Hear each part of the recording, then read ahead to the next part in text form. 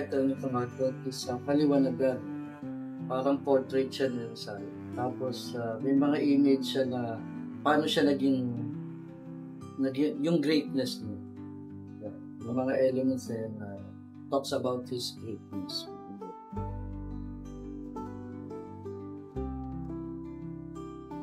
Yung idea ng bakit tayo nagkaroon ng Jose Rizal, no? Kasi siya nag-aral siya, natuto siya, tsaka nagkaroon siya ng concern sa bayan. Tapos inilaban niya yun hanggang kamakayan. Na pinagsama niya yung arts, yung awareness, tsaka yung pagiging nationalist niya. Kaya yun ang nag-contribute para tawagin siyang great hero.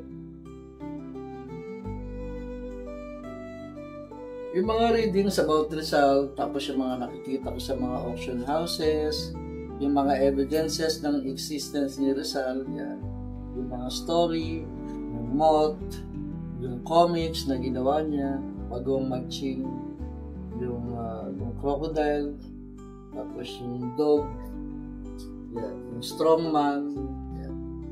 Tapos yung pakikipaglaban niya against colonialism.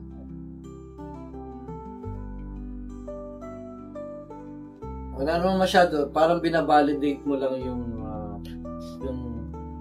totality ng pagkatao mo sa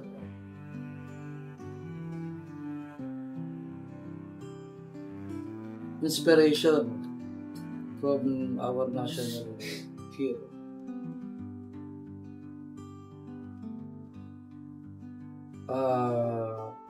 Mahilig din kasi ako mag-cosplay. Minsan kinopopya ko si Rizal sa mga events, costume party, performance art. I used to dress like Rizal to express yung patuloy na pakikipaglaban.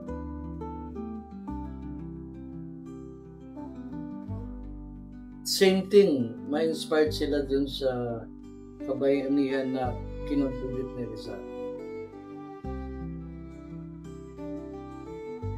Ang Gayani.